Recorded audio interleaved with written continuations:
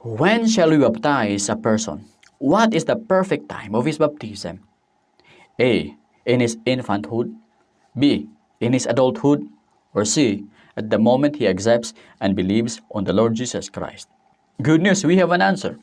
The Bible says in Matthew chapter 28, verse 19 and 20, Go therefore and make disciples of all nations, baptizing them in the name of the Father, and of the Son, and the Holy Spirit, teaching them to follow all that I commanded you, and behold, I am with you always, to the end of the age. If you look at the passage closely, there is an order. You make disciples, then you baptize them, and then you teach them again.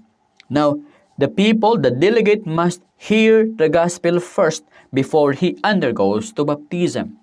If you look at also in Acts chapter 8, verse 34 down to verse 38, the eunuch answered Philip and said, Please tell me, of whom does the prophet say this, of himself or of someone else? Because the eunuch was reading from the book of Isaiah, Isaiah chapter 53, and he was not able to comprehend the meaning of the text. So Philip explained it to him.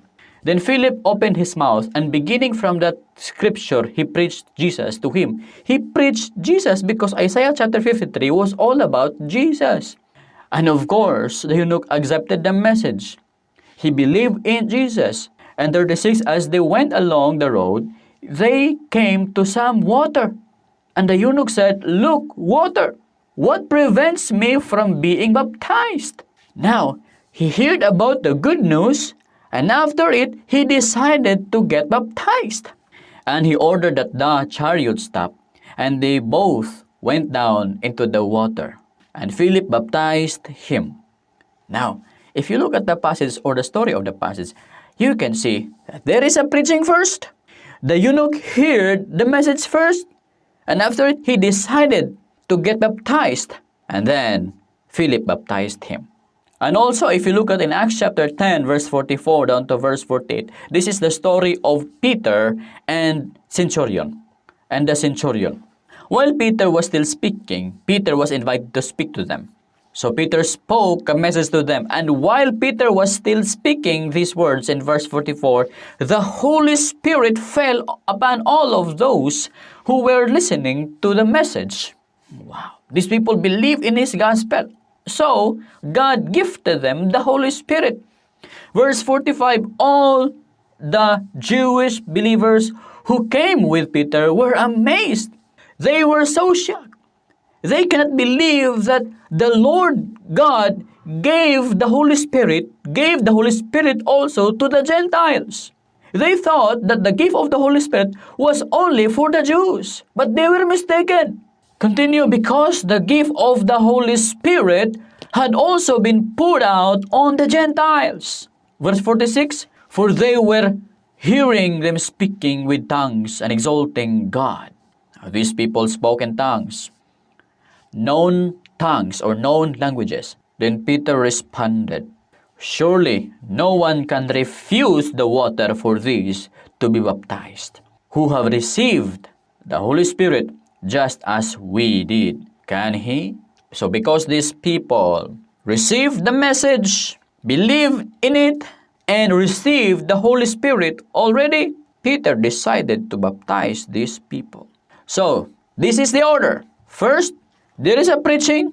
Second, there is a decision to receive the message. And after that, you are worthy to be baptized. You deserve to be baptized. Now, so the answer of the question lately, the question was, when shall we baptize a person?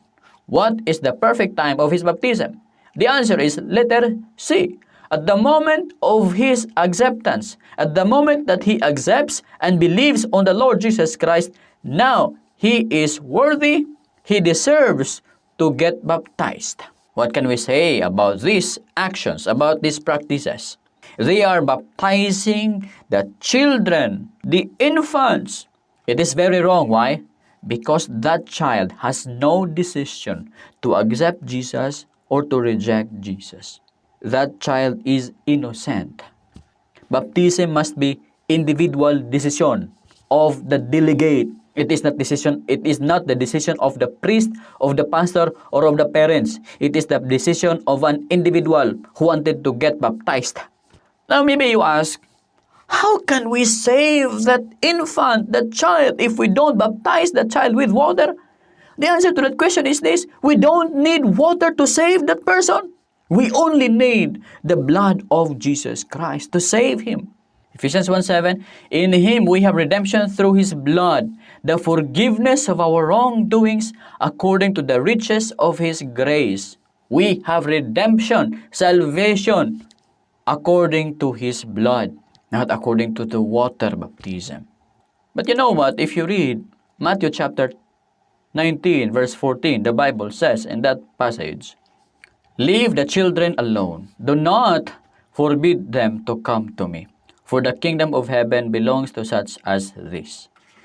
Now, these children wanted to go to Jesus, and the disciples forbid the children. So Jesus said, leave them alone. Allow them to come to me. Why? For the kingdom of God is for them. It means to say, all the children, all the innocent children, those children who have not yet come to the age of accountability, those children are the owners of the kingdom of God also. So you don't need water baptism to save the children. They are the owners of the kingdom of God already. So thank you very much for watching. I hope that you have learned something from our scripture today. This is the Truth Bible Program.